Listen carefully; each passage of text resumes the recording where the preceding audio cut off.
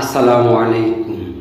চরমনাই ইউনিয়নবাসী আলাউদ্দিন মোল্লা, ছেলে মোহাম্মদ হাসান হাবিব তফু, বয়স 17 বছর, আনুমানিক 13 তারিখ রাত 9টায় সময় বিদ্যুৎ স্পর্শে ইন্তেকাল করেন। ইন্না লিল্লাহি ওয়া ইন্না ইলাইহি রাজিউন।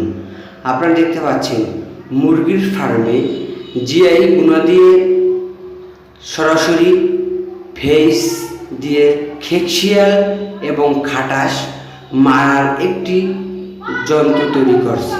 সেই যন্ত্রটি তার মৃত্যু হয়েছে, আমরা শোক প্রকাশ করছি।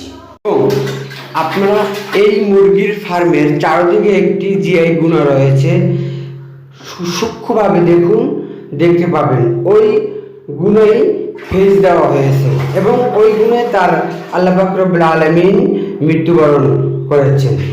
এবং এমপিসি মিডিয়ার সাথে থাকার জন্য আন্তরিক মোবারকবাদ রইল। চরমনাই নিউজ পেতে